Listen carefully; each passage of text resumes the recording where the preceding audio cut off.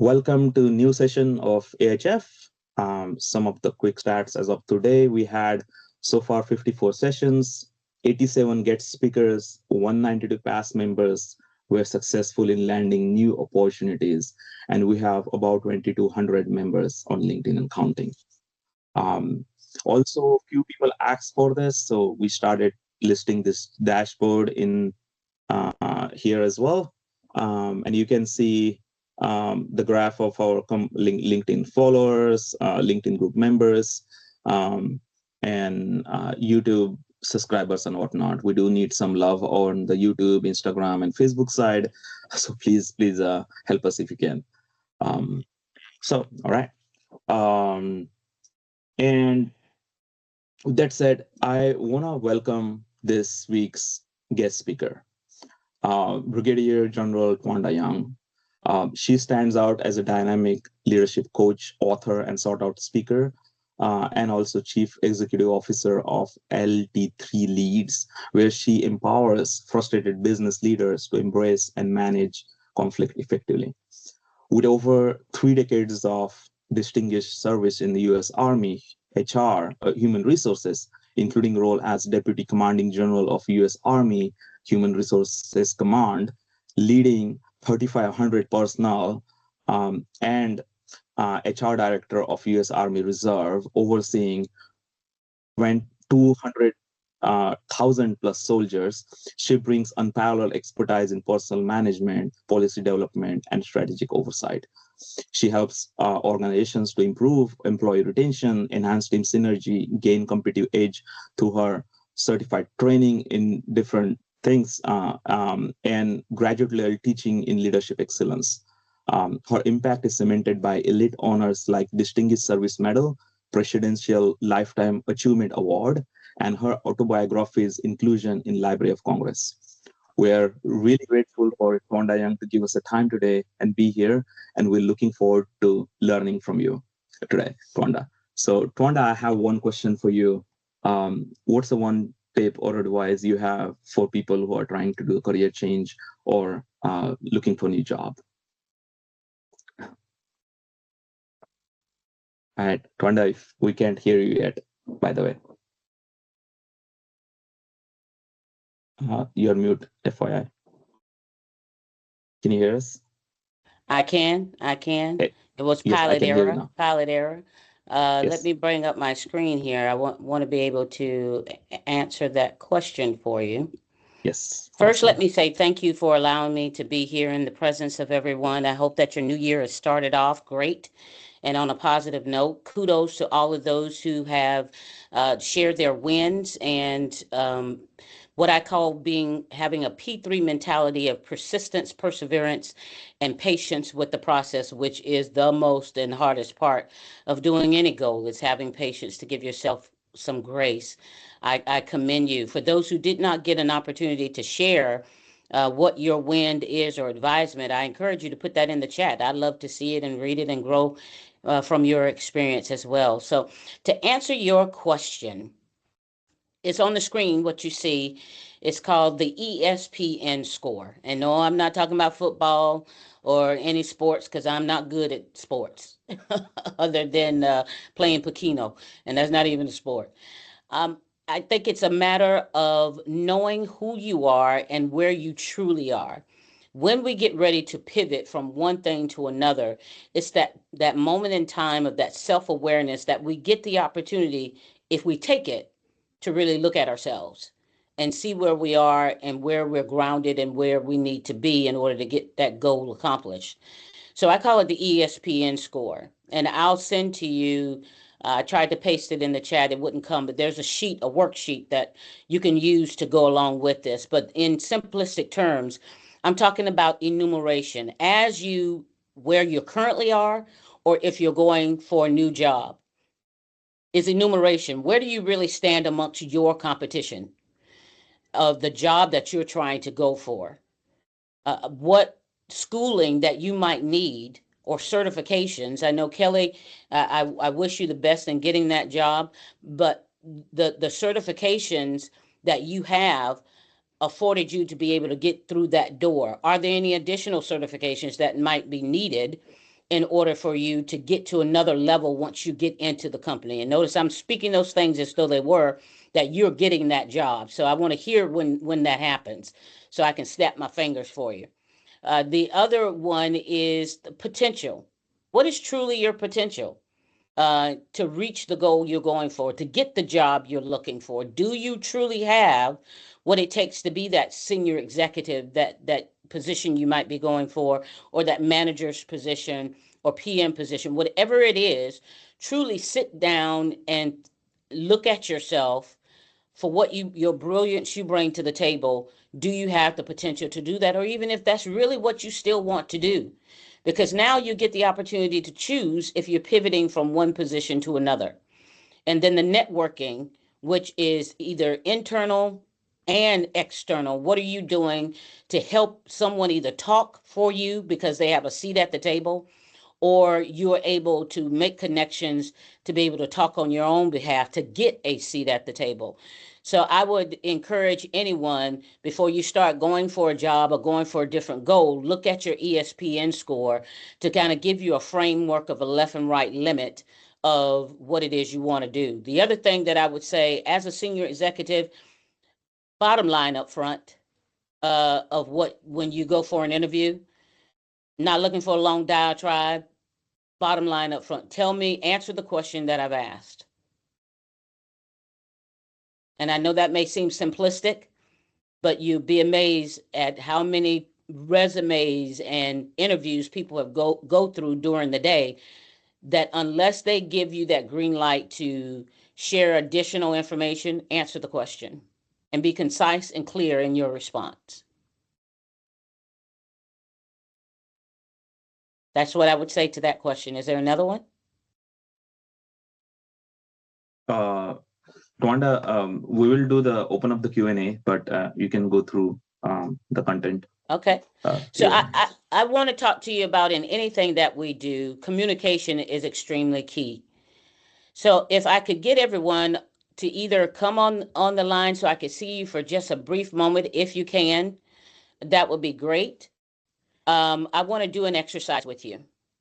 I want you to get a sheet of paper, any sheet of paper that is not important, that once you tear it up, you're not going to be mad at me because you grabbed the wrong sheet of paper, but get a sheet of paper in your hand.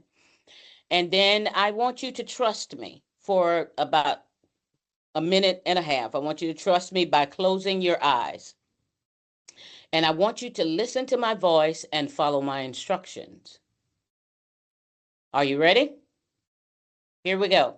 Close your eyes. No cheating, Lawrence. Close those beautiful eyes. No cheating, no cheating. All right. Okay, here we go. I want you to fold that paper in half. Now I want you to fold that paper again in half. I want you to rip the top right-hand corner of that paper.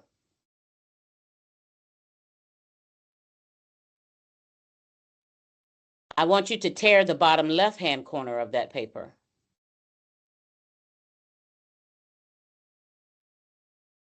I want you to put a hole in the center of that paper.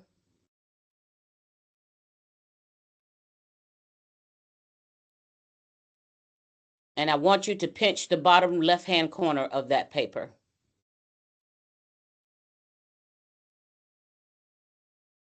All right. Thank you so much for your trust. What I ask you to do, if you would come on camera, if you did the exercise, I want you to open up your paper and hold it up so that everyone can see. So I see how Rahul's paper. Let's see what yours look like, Lawrence. Keep it up if you would, so that everybody can get a feel for it. Hold yours up, Rahul. Okay, look at the holes compared. Okay. All right, so in what you just did, what I want you to think about is I gave everyone the same instructions. If you agree with that, give me a thumbs up on using your emoji. Give me an emoji or whatever. Whatever your favorite one is. I gave everyone the same instructions. All right? Did we all not hear the same instructions? If that is true, I want you to also give me a thumbs up. Then I want someone to come off of mute and tell me, then why are all the papers different? Who wants to give I their am holding thoughts? mine. Go ahead, folks. I'm holding mine, and some people didn't. Who said that? Was that Kelly? Kelly, what's your thoughts? My thought is we're all different. We all have different experiences, so we all have different filters of understanding. Perfect. Spot on. I think communication is not exact. You're actually right. All of those comments are great. I do that little exercise with you, which you can do with your own teams, just to talk about communication. So when you're going to interview for your job, for that next job, make sure that you understand the communication of the organization you're trying to become a part of. When I said rip, that meant something one to someone, something to someone else. When I said tear, it meant something different. When I said pinch, how many of you, if you pinched the paper but did not tear the paper, give me a thumbs up. All right. And how many of you actually tore the paper? In the beginning. Yeah. So that word, that simplistic word means so many things. So as you're going out and you are, whether you're communicating in your business, getting ready to be an entrepreneur, starting your own business, or whatever that is in your civic organization, home, whatever it is, make sure that you're communicating in a way that the individual that is receiving it understands what it is that you meant, that you're sending. There are oftentimes, and I know I've been I've done it too many times, where I've been in the office, received the information or direction and guidance from my boss. And as opposed to asking a question to clarify, I walk out of the office as if I understood what he or she said. And then when I get to my office, I'm scratching my head like, so did they really mean that? And I'm going to another colleague saying, so what do you think they meant? When that is taking away time, effort, creating frustration and anxiety, and the company is losing profitability, and in the team we're losing productivity. So making sure that we have the gumption and the fortitude to ask questions for clarity, but when we're the one giving the guidance, make sure that you're clear in what it is that you're sharing. If you like that little exercise, let me know. That was fun. Good, good, good. Now I'm trying to get back to my slides, Rahul, but I don't know how to get back to them on here. You can minimize the screen, the yellow button on the left on the side. Yeah. All right, go back. Awesome, awesome. Thank you for that. So I want to talk to you about who is your spotter. Because in this forum, you're either a spotter for someone or someone is spotting you. So what do I mean when I say that? This is my niece, who is a bodybuilder, and she's won multiple competitions, and she's all about, they have to have spotters with the weight and everything. So I'm coming from that perspective. So a spotter is a person who provides guidance, someone who's there not to do the work for you, but they're there to give you kind of the guardrails to say, hey, you can do this. Hey, have you considered this? Hey, you might want to do this. Someone who gives you a reference, someone who mentors you to try to get you to where you want to be in that position. That's who I'm talking about as a spotter in your life. A spotter is someone who encourages you, guides you, challenges you to hear. They have your ear and you value what they share with you. If you are a spotter for someone, give me a thumbs up. And if you want a spotter, then give me your favorite emoji. Okay, I hope you're capturing this, Rahul. This is good stuff to be able to use. So in that, let me tell you a story. Let me go back here.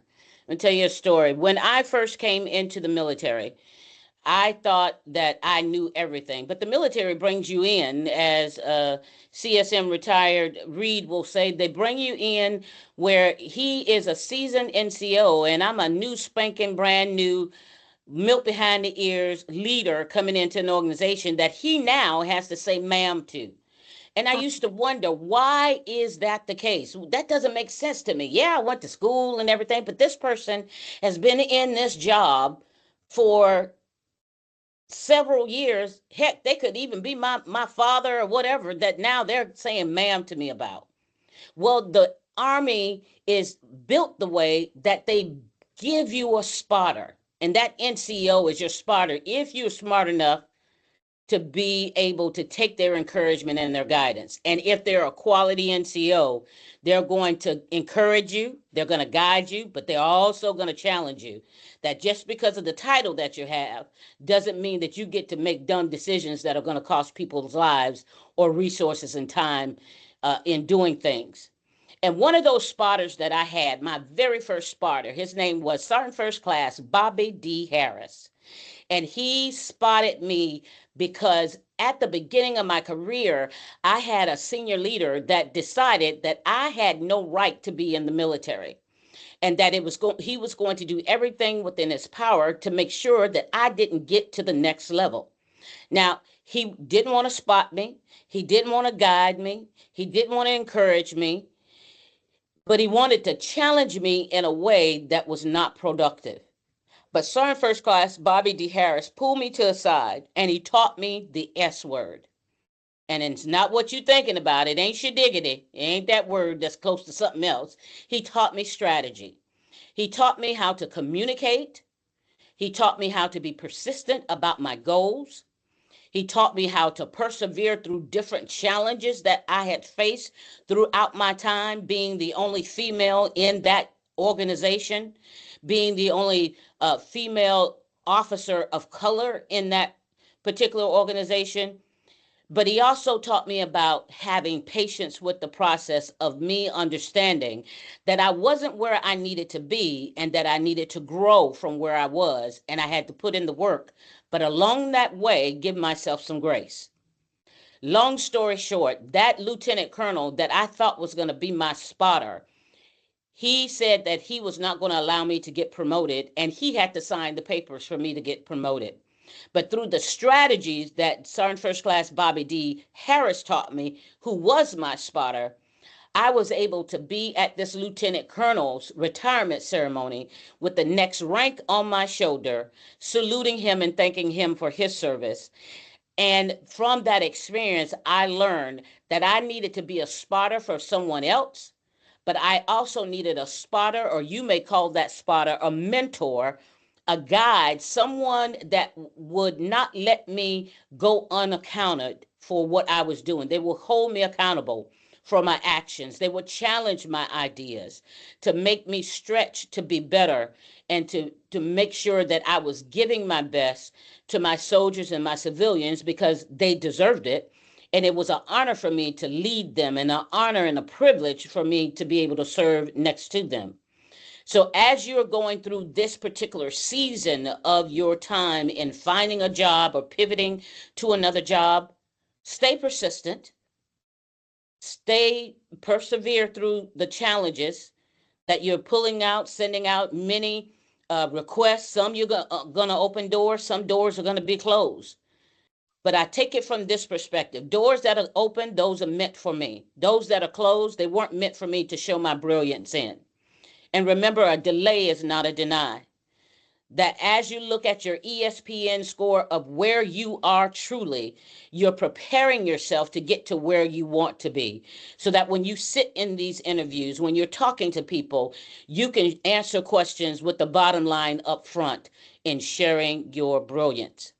So to me, being a spotter means that I give of myself to spot others. So I want to spot you. On the 22nd of January at 6 to 7 p.m., I host a leadership mastermind, a seat at the table. It costs you nothing but an hour of your time, but what it does for you is give you another community for you to post your expertise in, for you to be able to share, like Lawrence can come in and share what he does, what his business is, and you're networking and learning at the same time, and it's only 1 hour. So I leave you with that I am willing to spot you. I hope you take the spotters invitation, But if you need to reach out to me and let's have a one-on-one because you need a motivational pickup for the day, or you need to brainstorm with someone who is at the senior executive level that you want to say, if I wanted to do this, what would be your advisement? I'd be honored to be your spotter. Thank you. Awesome, Twanda. Um, that was, I don't have words. That was amazing advice and quite a story too. So I really appreciate you taking time to share all that. And I'm sure a lot of other people are stunned as well. I see the chat is really, really active today. So I'm grateful that you came here. And if you don't mind, then we can open up for QA. Oh, most assuredly, I'd love to. Awesome, awesome. All right. Can we stop recording, please?